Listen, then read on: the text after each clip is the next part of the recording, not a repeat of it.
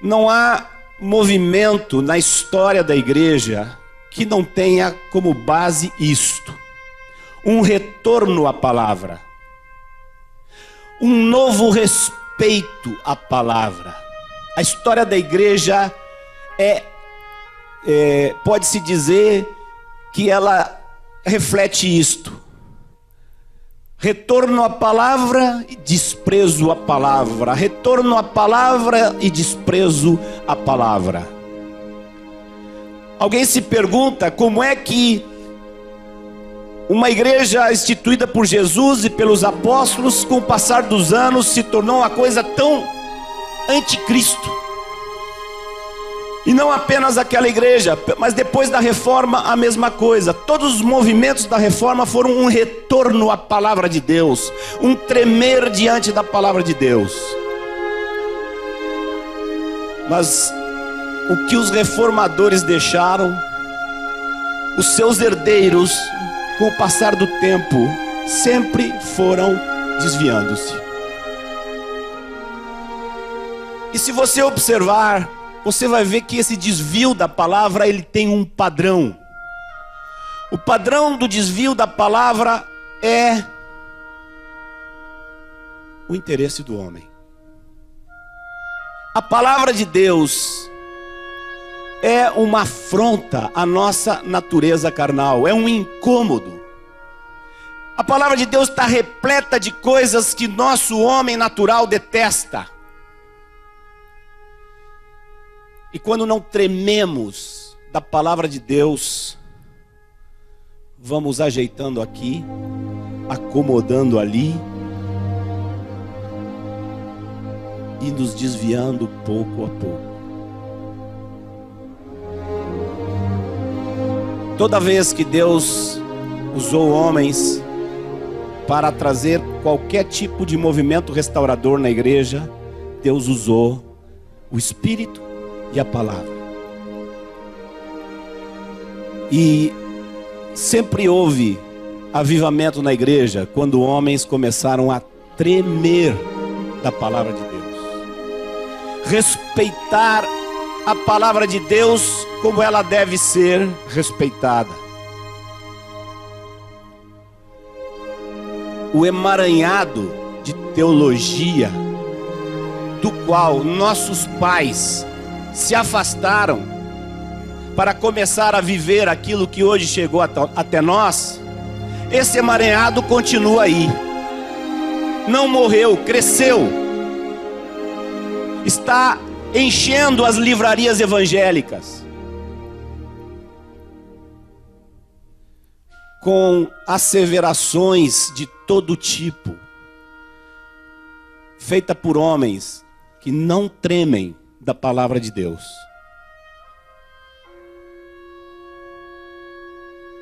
Vem sobre nós muitas vezes o pensamento que é uma pura questão de interpretação. Um interpreta assim, o outro interpreta do outro jeito, o outro interpreta do outro jeito. Que Deus é esse que fez uma Bíblia que tem várias formas de interpretar? Que Deus é esse que nos deu uma Bíblia confusa que qualquer um pode interpretar do jeito que quiser? O problema não são as formas de interpretação, é a forma do coração com a qual nós encaramos a palavra do Senhor. A mais interessante aula de hermenêutica que eu já tive na minha vida, a mais contundente instrução de como tratar com a palavra de Deus que eu já tive na minha vida, foi lá em Salvador, quando tivemos um retiro de pastores. Jorge Nitian estava presente, e Jorge, ali naquele retiro, era um retiro amplo, não era um retiro como esse, para pessoas que estão vinculadas, era um retiro aberto, veio um montão de gente, de várias denominações da cidade e de outros lugares, e ali havia um homem de Feira de Santana, pastor, que tinha se separado da esposa e vivia com outra. E eu pude presenciar a conversa deste homem com George Mitian. E eu relato para vocês, porque me foi a mais impressionante aula que eu já tive. Esse homem perguntou a Jorge: irmão, como é que você crê? O que você crê a respeito desse assunto de divórcio e recasamento?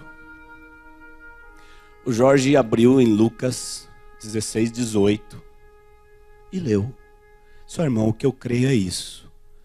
Todo aquele que deixa sua mulher e casa com outra, comete adultério contra ela.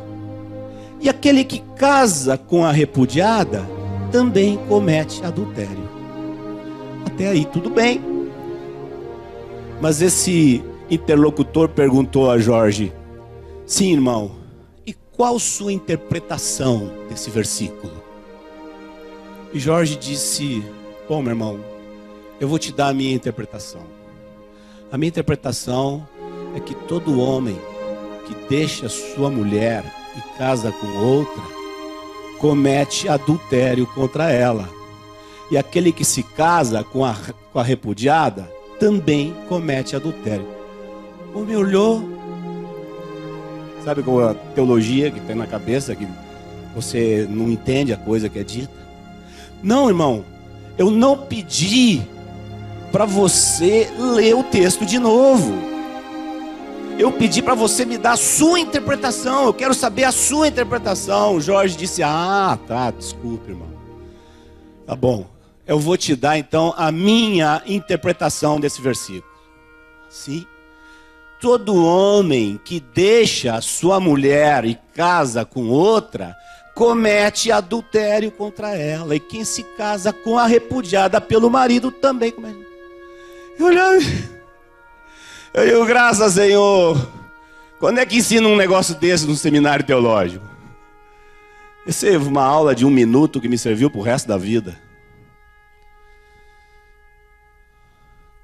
Interpretamos demais.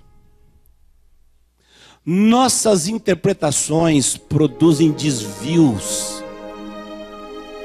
Nossas interpretações muitas vezes advém de uma mente carnal que nós temos. Me lembro de eu pregando o evangelho na praça e citei o que era simples. Jesus disse, um homem já de seus 70 anos, estava há 20 anos metido com esoterismo e conversando, eu disse, Jesus disse: eu sou o caminho, a verdade e a vida. Ninguém vem ao Pai assim, mas existem muitas interpretações para isto. Interpretação. Algumas coisas até precisa orar e estudar bastante e conferir com outros textos. Mas o que nós precisamos é tremer da palavra de Deus. Alguns anos depois de estar aí nessa onda gloriosa de Deus, eu comecei a me perguntar: por que fulano teve assim tanta revelação, o outro, e esse, aquele, e meus pais, os outros, como é que tiveram revelação? Depois de um tempo, eu comecei a descobrir que a coisa não era tão assim fantástica. Que as maiores revelações que eu já tinha ouvido eram simplesmente proferidas por homens que leram o texto e disseram: ó, é isso aqui. Isso aqui. Está vendo aqui batismo no Espírito Santo? É isso aqui. Está escrito aqui. Terminou. O que nós mais precisamos é ler as Escrituras e dizer: é isso aqui. Eu tenho um temor, amados, de que antes que o Senhor nos revele tudo o que Ele quer revelar, nós já estejamos produzindo nossas interpretações disso, interpretações daquilo, entrando por aqui, entrando por ali. Inclusive, nos contaminando com a teia de teologia que impera na igreja hoje.